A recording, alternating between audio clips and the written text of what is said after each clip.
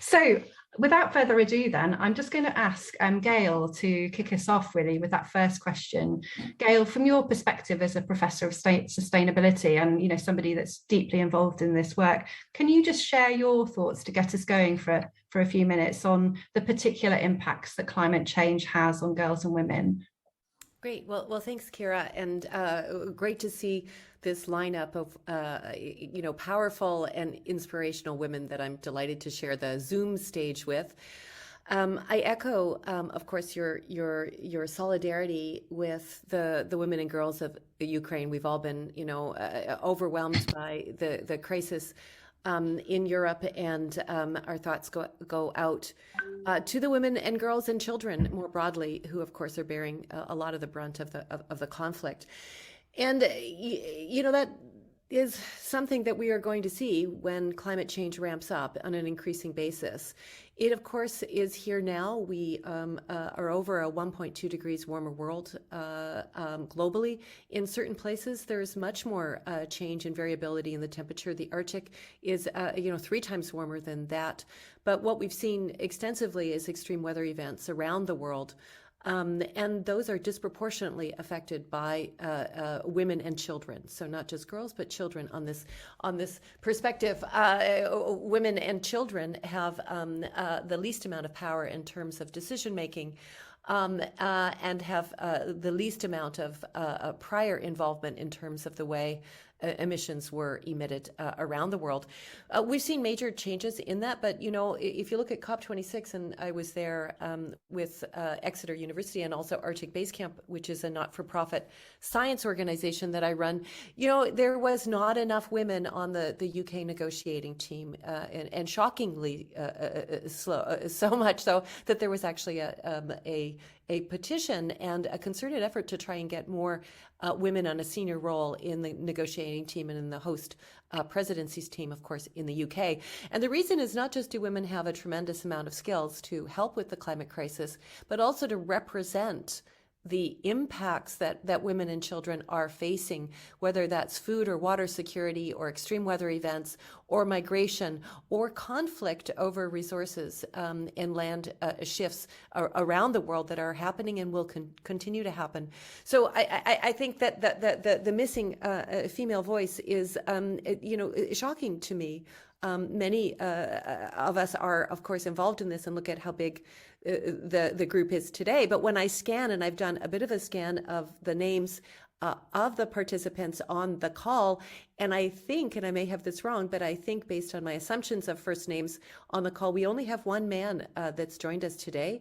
So shout out to you, Martin, whoever you are, for joining us, because I don't see International Women's Day and the climate crisis as a female problem. I see it as a human problem. Thank you, Gail. That's great provocation. Can you say a bit more about what the reaction was to that missing female voice at COP26? Did you feel that during the course of that event that was there recognition of that, do you think? Well, I mean, certainly there's female leaders in COP26. Patricia Espinosa, the head of the UNFCCC, is a huge inspirational leader. And there were many others, including some heads of state and heads of companies and heads of NGOs and massively heads of youth groups. I mean, that is predominantly a female-powered initiative, not exclusively, but certainly overwhelming majority are female. But no, I think on the UK side, there was no real improvement at all. And I don't understand that. There's clearly some incredibly competent female leaders here in the UK.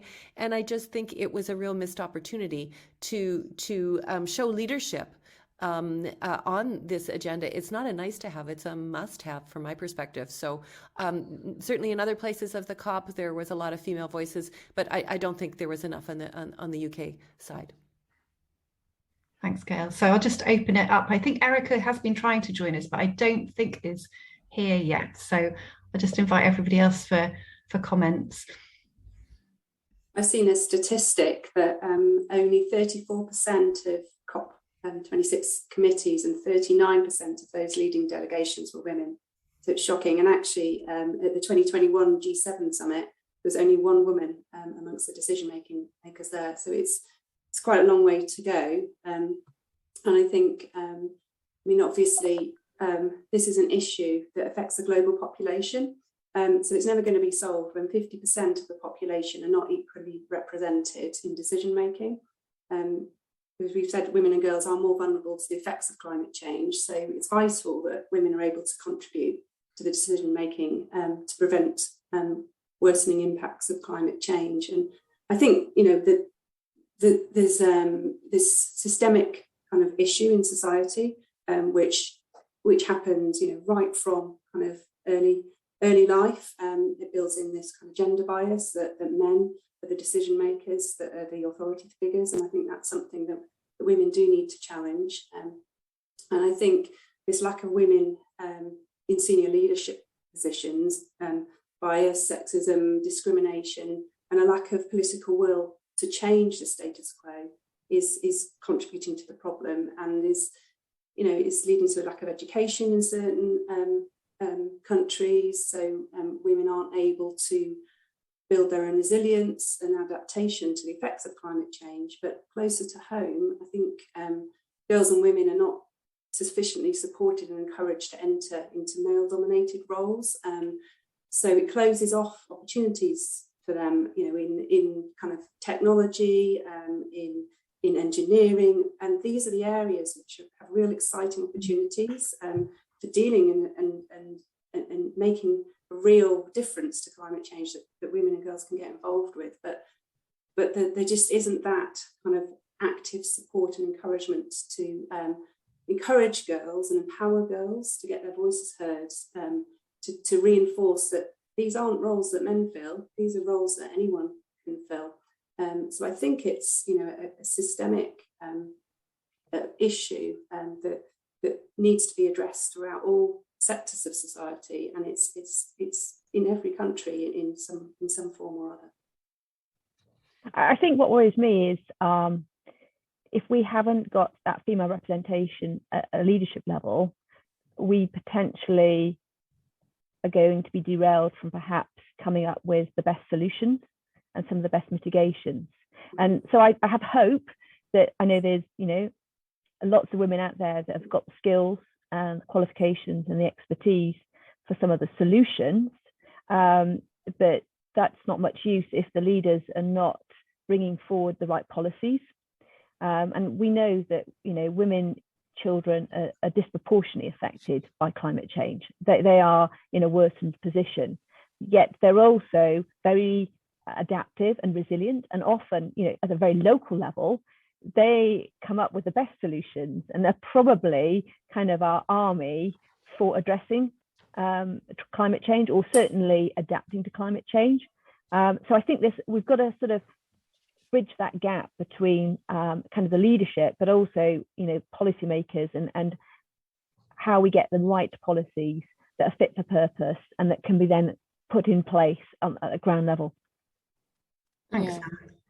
Research has actually shown that women represent a high percentage of poor communities that are highly dependent on local natural resources for their livelihood, especially in rural areas where they shoulder like responsibilities for rearing for the family and household, responsibilities, for instance, water supply, energy, fetching firewood, etc.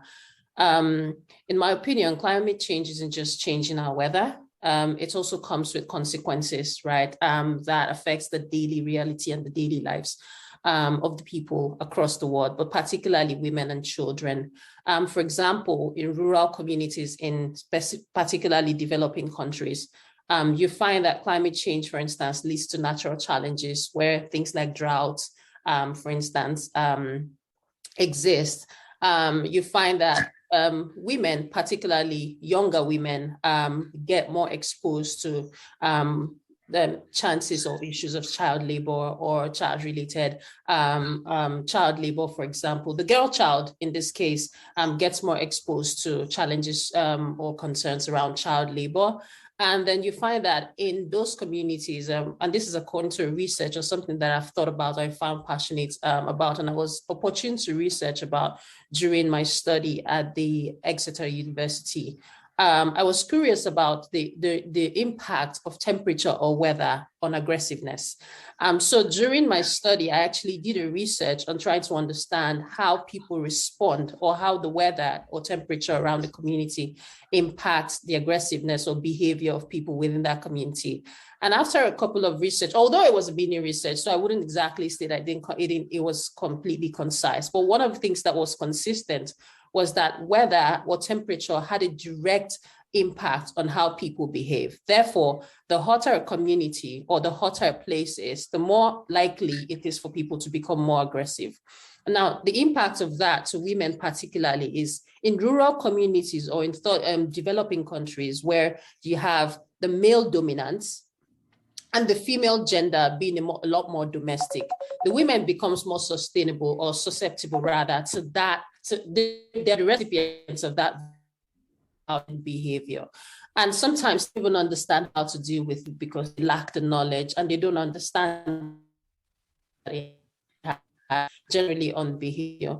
So I thought beyond just the weather or beyond just temperature, there's a systemic impact as well to behavioral changes, the systemic impact to how women or people even perceive themselves. I need to be able, when we started the conversation, we started talking about how we as women have suddenly started downplaying ourselves, even in boardrooms, in decision-making places, right? And sometimes the grassroots or underlying factors are things like just about how we perceive ourselves as people and how we see ourselves as a community of women or as a gender generally. And I feel like majority of that is influenced by the behaviors that we're exposed to or the kinds of environments where a woman has been exposed to certain levels of domestic violence and domestic behavior, violent behaviors.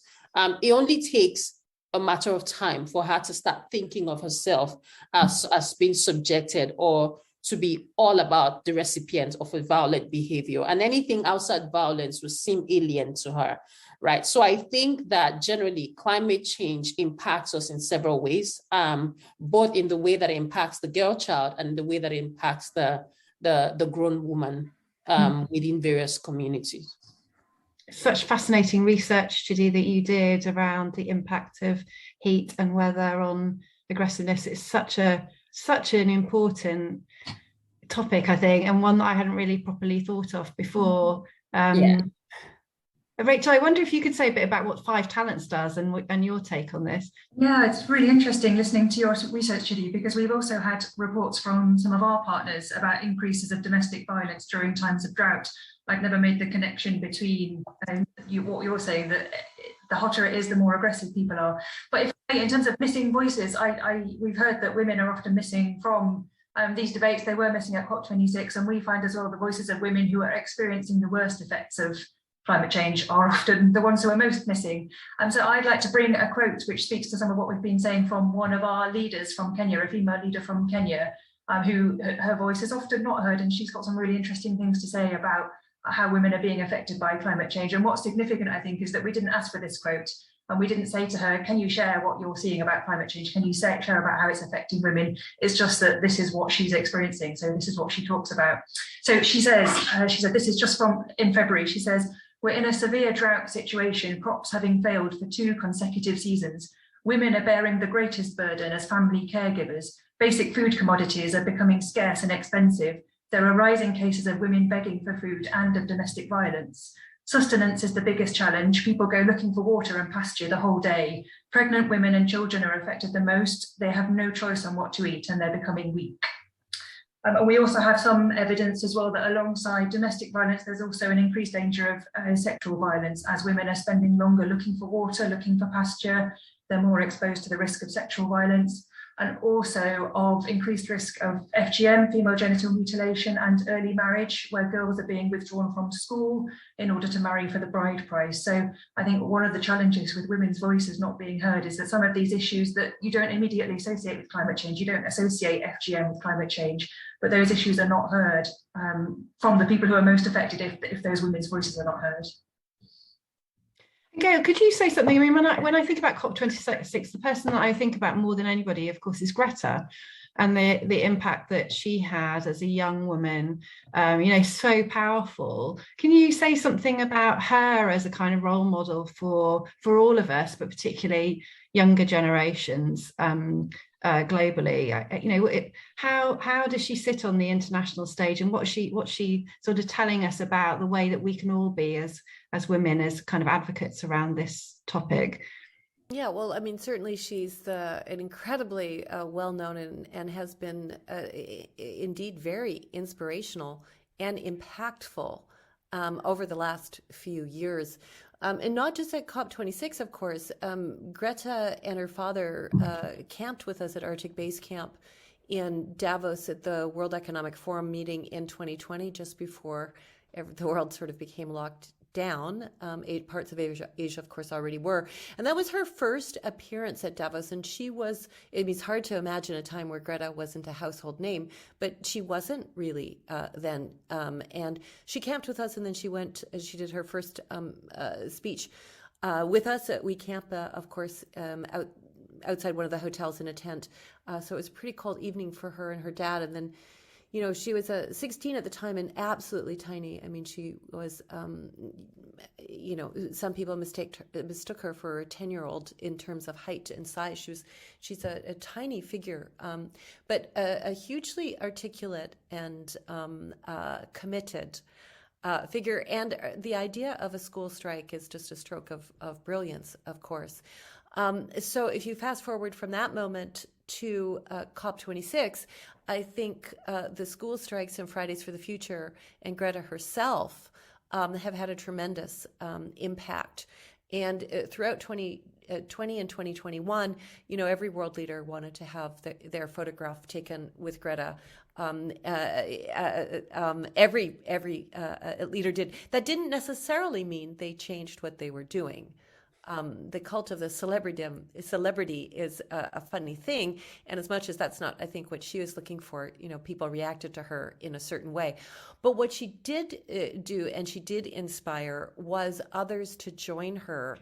And the daughters, largely, sometimes the sons of leaders, but I heard from many executives around the world, I feel like I have to do more. My daughter is all about Greta, and, what should we be doing, and wanting to do more. Now, I do have to caution, though, there is a fatigue factor amongst world leaders on that, and they may not say on stage. In fact, they would not dare say that on stage. But that sort of factor of the youth coming in has in terms of real soul searching, has diminished, which is normal, right? There's a new tactic, there's a new movement forward, and then people kind of get used to it.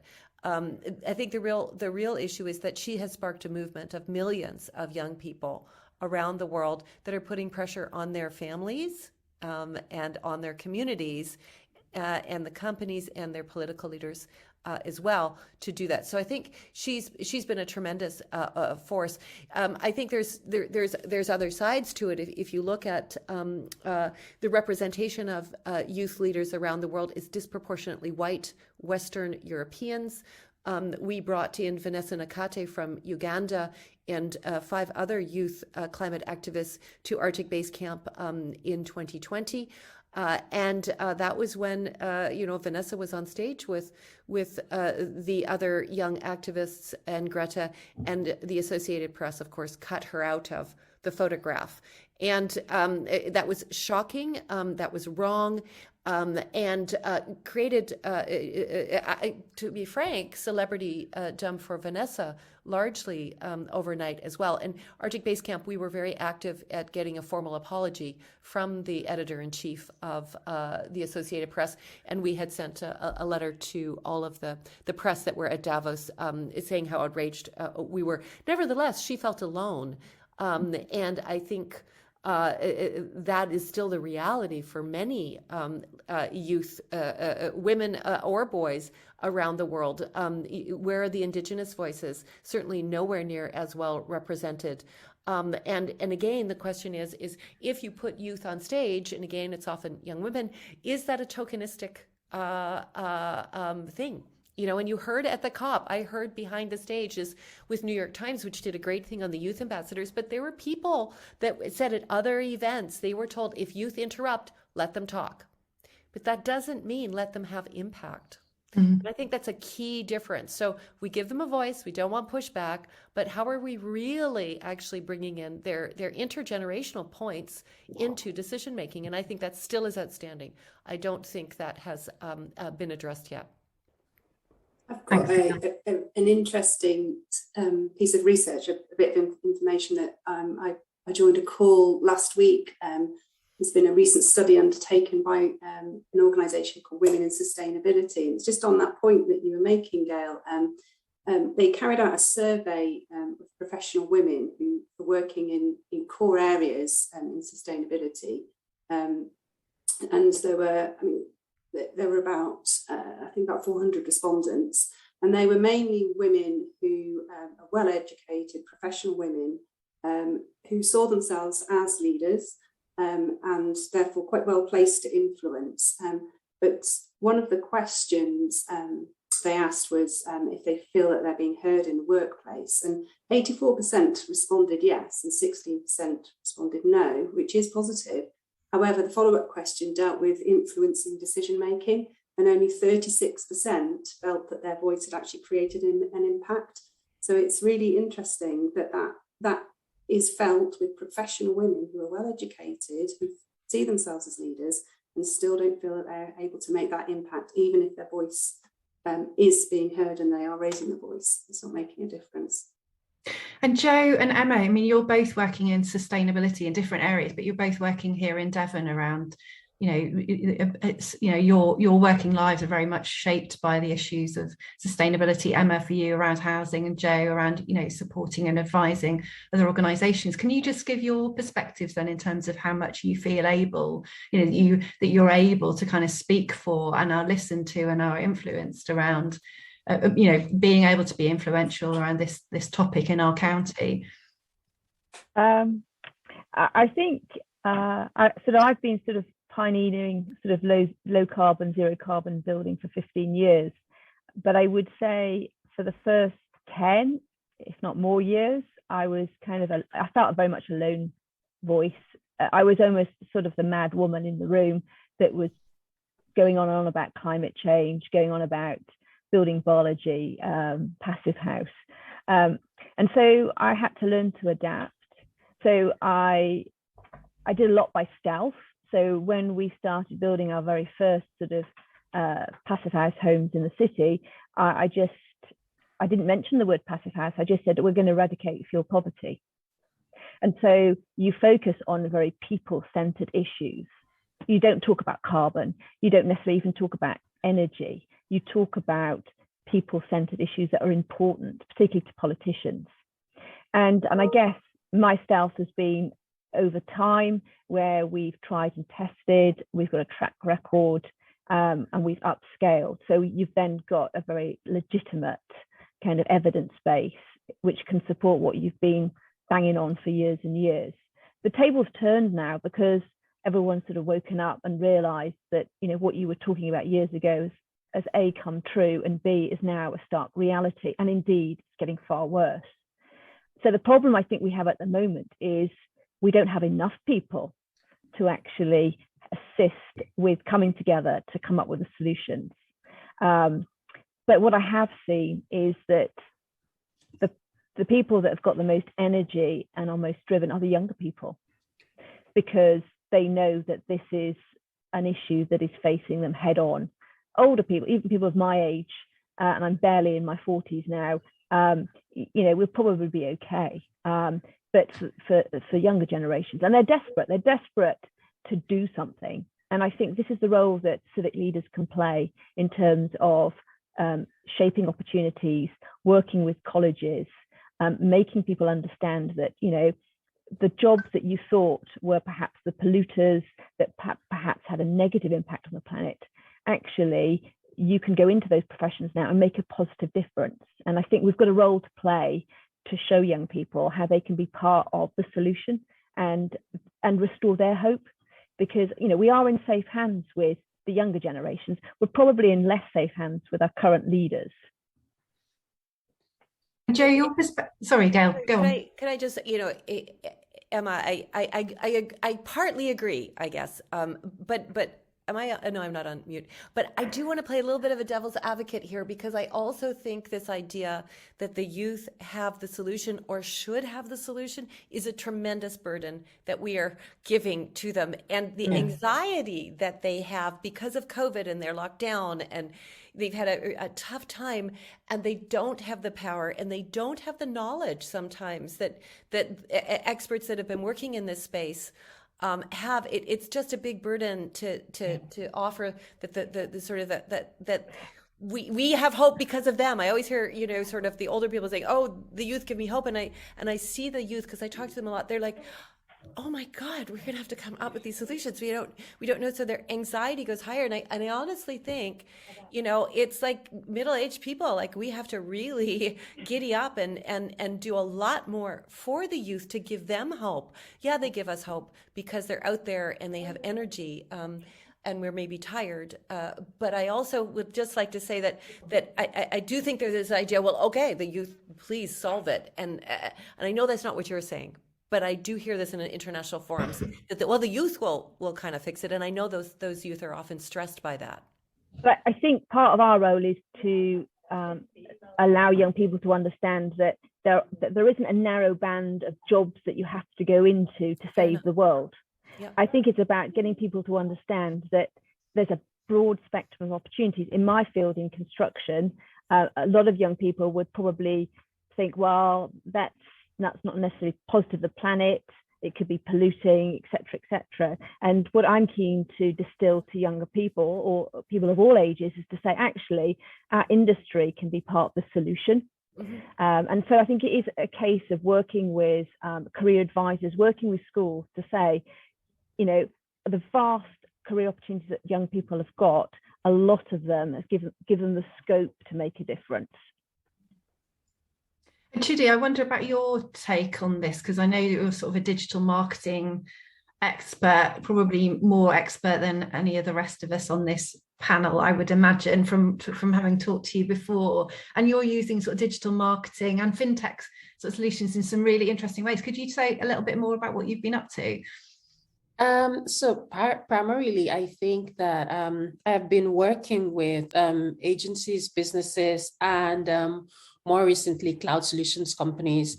And in my activity and my work with them, what I find is that most businesses, thanks to COVID, have also started seeing the need to embrace solutions that can help maybe manage, not reduce in their terms, but manage emission and the burdens that those emissions place on them. Unfortunately, though, some of these businesses think about these solutions more from a financial perspective, so as cost savings approaches or more productivity-driven solutions for the business. So they're more business-centric in the way that they deliver or they think about the solutions. However, what I find is that COVID was a reality that helped businesses not just realize that they can exist outside the traditional system and be more creative and save on energy and save on and reduce emission by working either through remote structure or hybrid models, or even things like co-working spaces and those. So in my recent work, I've been working with cloud solutions providers and infrastructure owners to more or less deliver or identify more creative ways that they can empower their teams. I'll give you a typical example. So thinking about remote work as the new normal, right? Businesses have now understood or learned that their teams do not always have to converge in a place to work together or to be able to function or be productive. So now the question the businesses are starting to ask is, how can we help our employees reduce the greenhouse gas emission that comes or originates from them. And then in doing that, how can we also contribute generally to the society?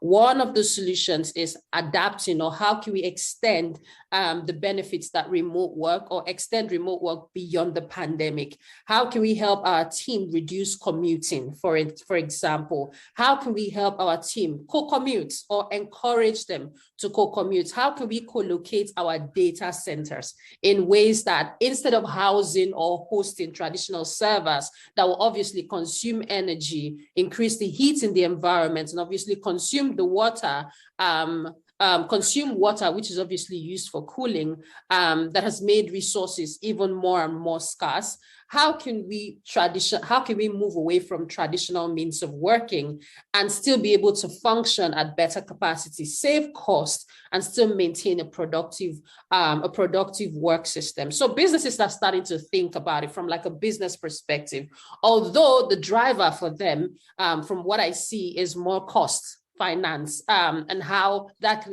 impact their bottom line. However, what I also see is that the interest, or what we found is that the interest to move away from traditional is also driving that need to reduce emission, or at least is helping businesses adapt or think about how they can reduce their greenhouse gas emission that they contribute to the society. Yeah, so that's what we're working towards. And one of those solutions today is like digital marketing, digital payments, cloud solutions, software as a service. I mean, there are several other things out there. And I think that's where I tap into, or I agree with Emma in how we can guide the youth. I think today, the difference between, I don't know if it's appropriate to say my generation, considering the age of everyone here, but I would say that I was opportune to experience life before digitization and life now, right? And I think that one of the benefits that the youth of today would enjoy is that they tend to understand the system, and they tend to have the idea of the kind of system that they want or they would like to see. Now, a lot of us kind of understand the norm, life before and life now. And sometimes we're stuck in that comparison that where we don't open our minds up to the possibilities, which is where the youth actually have a huge role.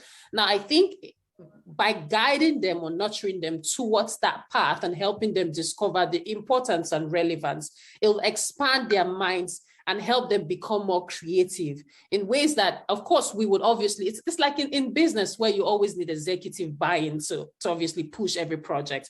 In this case, our generation would obviously give them the executive buy-in. However, we need their minds and we need their creativity to help us deliver and think about the solutions that maybe we haven't even thought about because we're still stuck in the traditional way or the hybrid way of doing things. Yeah, that's such a good point, and I'm really gutted because Erika, who was our other panelist, is having real technical issues, and she comes from a very entrepreneurial background, and I just feel, Chidi, she'd be absolutely backing you up there in terms of those kind of new ideas, new solutions, different generations, that innate creativity, and the power of digital, I think, to really think and do things differently. So yeah, it's a real shame that Erika can't join us, but it's interesting to think about that kind of entrepreneurial dimension too, and the kind of new businesses, new ideas, new models that will come. So we've seamlessly moved into our second question, I think, actually, and I'm just going to encourage the audience to start putting questions for our panelists into the chat, because we will have some time this afternoon. So our second question was around what's the particular contribution that girls and women can make to tackling climate justice and the climate crisis. And Rachel, I don't know from your perspective at Five Talents, but where you think the particular contribution might come now and in the future. Yeah, there's loads, and I'm going to focus, if I may, on the contribution that we see from the women in our programmes in the developing world, because there's just so much that goes unseen and unheard. But just before we run to that, a little comment on the previous question, sorry to take us back there, but I think there's a real challenge for the charity sector as well, in terms of missing out on access to entrepreneurial ideas and new ways of doing things. The stats for charity sector trustees are hideous. It's something like 2/3 of all charity trustees are male, and the average age is 61. And so in terms of making sure that we make space for younger voices, for female voices, to open up the sector to new ways of doing things, to new energy, I completely hear Gail's point that it's a burden as well, and it is, but I really think there's a long way for us to go as a charity sector to make space for those voices and to make sure that we're open to all the opportunities and great ideas that are out there. Anyway, sorry, let me move on. So the contribution that women and girls are making on climate change, we see it every day, and it is because, as we've heard, women have to make these changes. They have to contribute because it's affected them so very, very profoundly. And one way we see it is just through building their resilience. So 5 Talents work is to help people form savings groups and start their own businesses. 80% of our members are women. And just by having some savings behind them, that means that when there's a drought or a flood or a mudslide and the harvest is lost, they've got something to fall back on. And when I think of our work, we work in Kenya, Tanzania, Uganda, DR Congo, Burundi, South Sudan. There's not a single one of those projects that doesn't talk to us regularly about there's a drought going on or there's been a flood. It's happening all the time. We don't hear it on our news, but it's absolutely all the time. So it doesn't sound very revolutionary maybe, but just by having some savings, building resilience to climate change, it's a real way that women are choosing to take control of their future. But it's also, we've used the words adaptation. There's also a lot around adaptation. So for example, we have a woman in the programme called Esther, and she's bought some rainwater tanks so that when the rains don't come, she's got some rain stored for her crops. Or there's someone called Visola, and she started growing sweet potatoes because they are much more drought tolerant than maize, for example. And beyond that, diversification. So people who've moved away from smallholder farming altogether. I'm thinking of someone called Edith from rural Kenya. So she has 10 children. She can't grow enough food with climate change. She just can't grow enough food to feed them. So she has moved away from subsistence farming. She set up a small business selling tea and chapati in the marketplace, and that gives her year-round income, much more reliable, not so affected by climate change. So many women who are having to adapt and diversify because they're living with the impacts of climate change all the time. But I think beyond that as well, there's something really interesting about, and I don't want to stereotype too much, but the determination of these women to learn and to act, again, often because they have to. But a key part of our work is the training that we offer, business skills training, but also literacy and numeracy training. Obviously, you can't do business skills training if you can't read and write and count. But the approach we take to literacy, and stop me if I get too boring on this because I think it's fascinating. The approach we take is the approach of Paulo Freire, his philosophy, which is about issues-based learning. So when people come together to learn, the very first thing they do is they choose a topic that's affecting them. So in the rainy season, it might be malaria. When I was last in Burundi, which is not for 2 or 3 years now, but when I was last there visiting one of our groups, the issue the women chose was soil erosion. That's what was affecting them most. And first of all, they have a discussion about it. What's causing it? What are the consequences of what can we do about it? So these women then said, we're going to plant some trees. And then after that discussion, they move on to the phonics. So they take the word erosion and they split it up into syllables and they practice writing them and making up new words, or they do a numeracy exercise. We plant 10 trees in the morning and 10 in the afternoon and 3 die. But the main point is that the whole ethos of the learning is that they're figuring out how to solve their own problems themselves. And that, to me, I think that developing of their own agency and their own community action is what gives me hope, just by choosing to join a savings group when it's really hard to save, or choosing to diversify, or choosing to come together as a community and take action. And that, I think, is where we can take some hope. Now, at the same time, it does break my heart and make me furious that these women have to do it, because they have not caused climate change. Their carbon emissions are 0. So why are they being burdened with having to adapt and work and fight so hard to survive it? But the fact that they are doing, I think, it's not tokenistic, it's not parachuting solutions in from outside, it's their lived experience, and that gives me some hope, I think. Thanks, Rachel. I wonder, Chidi, from your experience, how that much resonates with some of the work that you've done in the past. So for me, what women can do, basically, I think personally that women should be seen as promoters. And not subjected or silenced, right? If the perception is that women are promoters, we can promote certain practices, cultures, behavior, and encourage it within the family life or the family environment, and then it can transcend to the community. And when women are seen as promoters, definitely, then we can empower them to empower others, primarily. And that would help more women become more aware. For example, in my research, with the research on the impact of temperature and aggressiveness, for example, one of the findings is that hotter communities or hotter temperature, men become more violent, and then women become subjected to sexual assault, and then maybe potentially unwanted pregnancies. Now, if women are empowered in communities or environments like that, they're empowered with the information they need, so things to look out for, basic signs, right? To try to understand the impact or the underlying factors that influence the behavior of their male counterpart.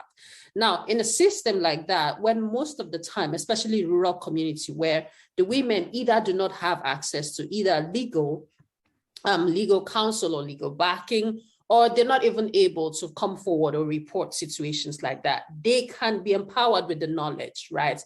The knowledge then will help them to identify these signs when they see them, and then protect themselves. For example, by protecting themselves from unwanted pregnancy, or even find other creative ways to protect themselves. Women cannot know that. They cannot be equipped, or they cannot protect themselves or take the actions within their small environment or cluster if they're not equipped with the information or the knowledge that they need to understand first the environment and the influence or underlying factors that influence some of the behaviors that that the people within the environment exhibit. So I also think that with women, communal participation can also help, right? Women, in especially developing countries, women interact better with women.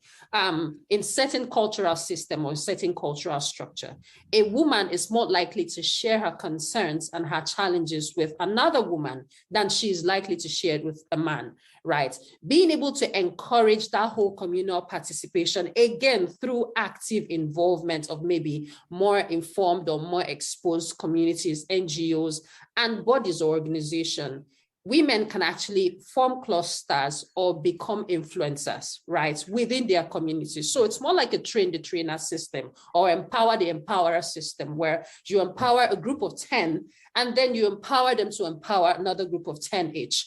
And then before you know, women are beginning to not just become aware, they are getting the equipment, the mental knowledge, the skill, or the equipment that they need. And by equipment, I don't mean physical. Sometimes it's just about understanding it. And when you understand it, then you know how to look out for it and how to maybe avoid it if you can't fight it, right? So it's that whole empowerment. I believe that the knowledge and the empowerment, the knowledge gap is still a major challenge. Women still don't understand. In most cases, they don't even understand what climate change means to them and how it affects them as people. And empowering them with that knowledge, for me, is like a start point to helping find or identify the underlying solutions. Thanks, Chidi. I'm going to go to Gail and then to Joe, I think. So Gail, thoughts on that? Well, I think that there are women operating at different levels and in different capacities. And I think on the positive side of things, if we take a look at 30 to 40% female leadership at COP26 across various sectors, that actually is fantastic news. It wasn't like that in Paris in 2015. And it wasn't like that for sure in Copenhagen in 2009. So from that perspective, I don't want to especially suggest to the young people that are watching this that there's been no progress. It actually is tremendously good news. And women are actively part of all of those stakeholder groups, whether they're at the political level, they're at the science level, they're at the civil society level, they're at the business level. And increasingly, they are networking along with that. The new managing director of the World Economic Forum's Center on Climate and Nature is female. We see this all over the place. And Arctic Base Camp, which I run, the majority of the science team is female. The majority of the staff is female. Do we still need to improve? Absolutely. If I look at my governing board, only 1 out of 3 is female. So we're certainly not there yet, but there has been a sea change. I am now on panels where I am not, well, in fact, I won't go on panels if I'm the only female. I just will refuse that. But that's often not the case now. There's at least another woman. Maybe I should refuse to go on a panel if there's only me and another woman. Maybe we need to up the game to the 50% or no show from my side. And I think I will really consider doing that. But I think that there has been a tremendous play forward on that.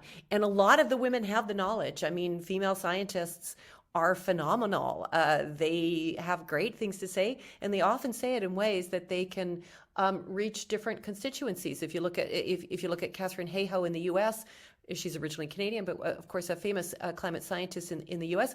She's part of Science Moms, which is an organization of promoting science to mothers. It's certainly not because she's just a mom, but she's a scientist. And I think there's ways of bridging beyond the silos of who are women and what are girls, and showing the multiplicity of the ways we can work together. But we need to have our female-friendly male colleagues join us in this.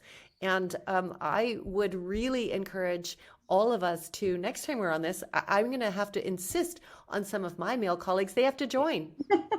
You know, why are we women largely talking to women? I know there's at least Martin on the line and maybe a few more, but we have to stop that silo. And I think that's important too.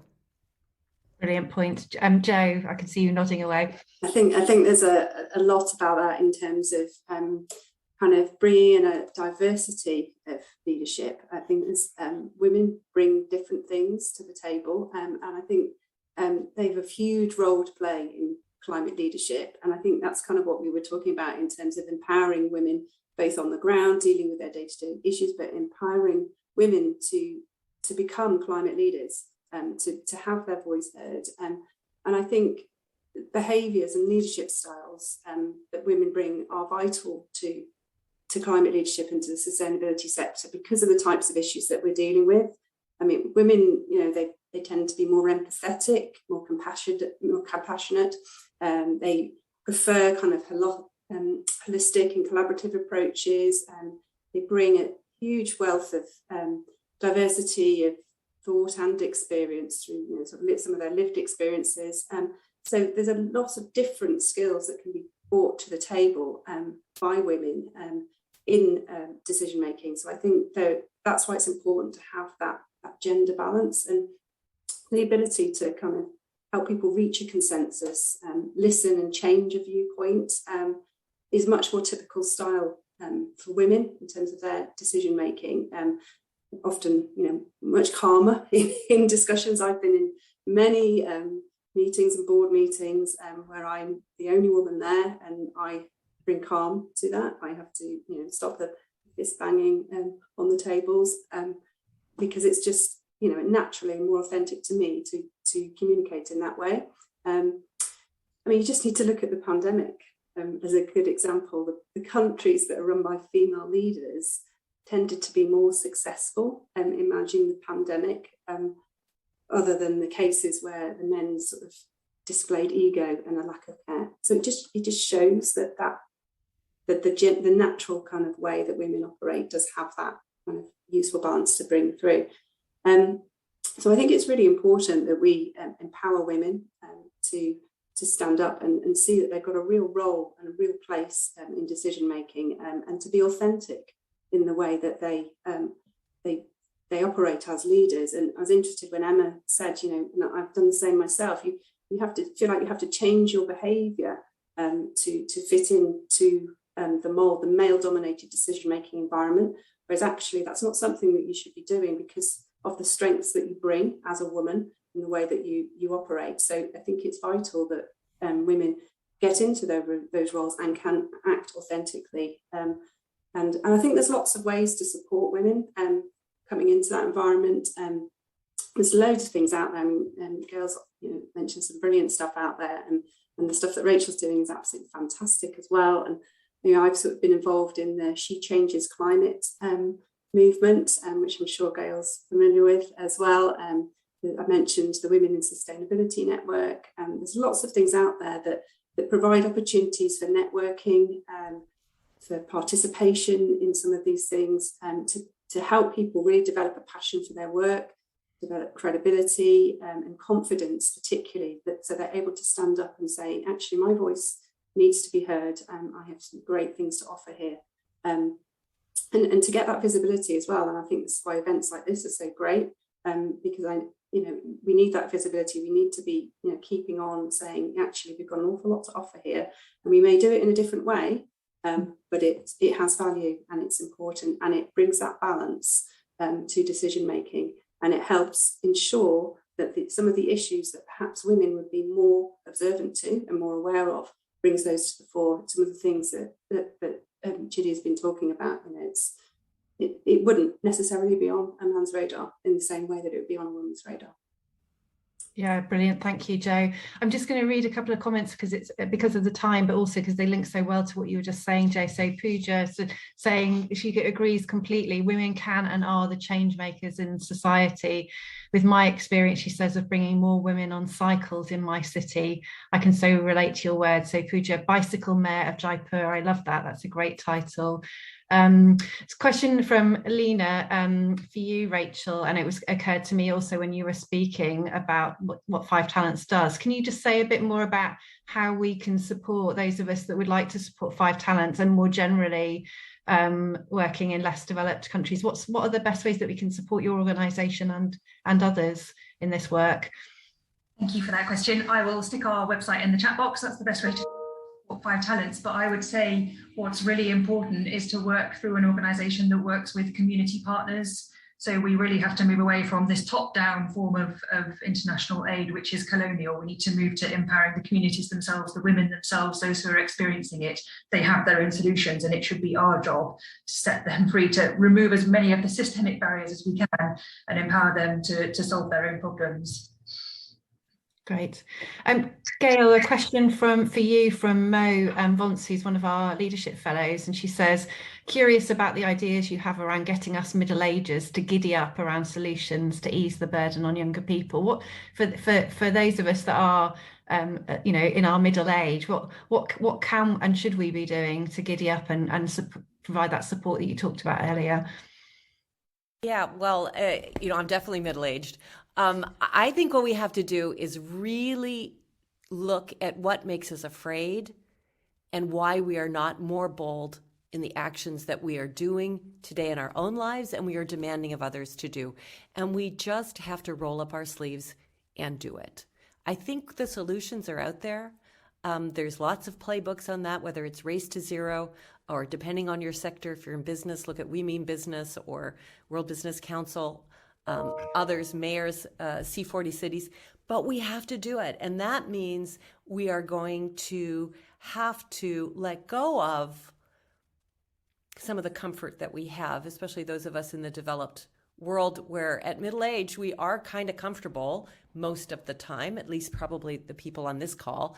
And we're going to need to say, we're going to have to really do it. Like, it's now or never. When you, and I have teenagers, they're boys. So I've learned a lot from that gender as well. I can't leave it to them, and as much as I am certainly very tired, Emma, I certainly know how the youth have more energy than me. We know what to do. And if you don't know what to do, just email me, because depending on your sector, there's a playbook for that. And it just means we need to do it. And I think we need to open up space for others to do it, which means there's no way I change my leadership style. I am what I am, whatever culture I'm from, whatever background I'm from, whatever education and gender that I am from. And I want to try and create space for others so they can be as disruptive as I am. And that doesn't mean I'm not scared to do it. But when you are a disruptor, you kind of get used to it after a while, that you piss everybody off. And that's kind of okay. I like that. So in the spirit of our peer networks program, which both Jo and Emma are involved with, and they both challenged me to ask an open question in this session. So in our remaining 3 minutes, what I'd like to do is just go around the board just to say what are you taking away from this call? What is the one thing that you, as panelists, having heard your fellow women on this call, what are you taking away from having heard these different perspectives? And in the spirit of our action learning, I'm not going to point on anybody to start. I'm going to let somebody start with their own reflections. I think before I start, I was just going to contribute a bit to that question on how do you get middle-aged to giddy up. So as a woman from a developing country, I would share how or what my experience. Primarily, I look at the women before me and I say to myself every day, I say, oh, hey, these women before you have actually overcome a lot to achieve this much. And if they can, then you can. So no excuses. You just have to get on with it and get going. So for me personally, coming from a bias, an environment where there's a bias against women, women are not allowed or culturally allowed to be feminist, or to think about themselves as feminists or even practice feminism. One of the things that encourages me is the women actually who have come before me and have succeeded some way or the other and have overcome those biases. I look at them and I look at what they have achieved for themselves, and I tell myself that I have no excuses. So yeah, I think it's just getting on with it and doing it. So what do I take out? For me personally, I think that there's several ways that we can find a solution to women, and how women can adapt, or how climate change can, and how we can influence the decisions around climate change.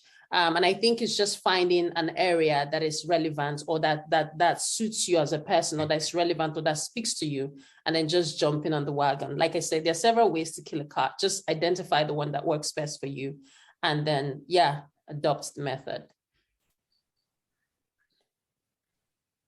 Well, I really related to Gail's disruptor reference, and my advice would be to take risks.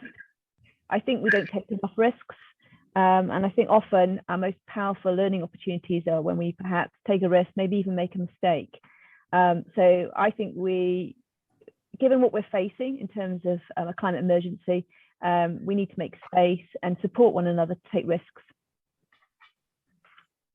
I think I would echo Emma's comment about supporting one another. One thing I would take away is the importance of networking, the importance of these events, the importance of speaking to other women who are following the same path, who have the same passions and the same ideals, because doing it together, you can create so much more.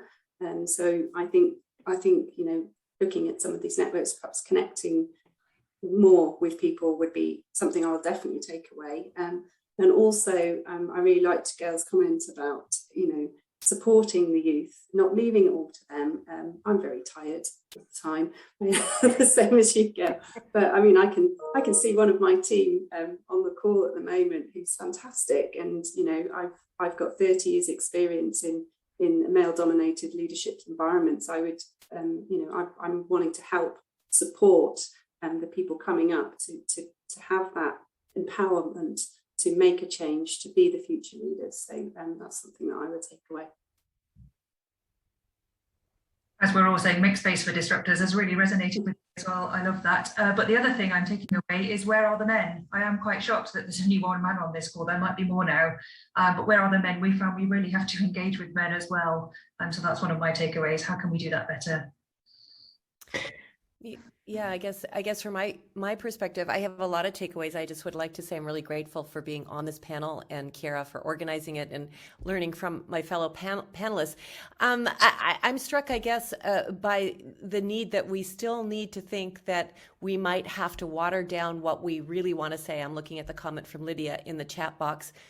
None of us have to water down anything we say.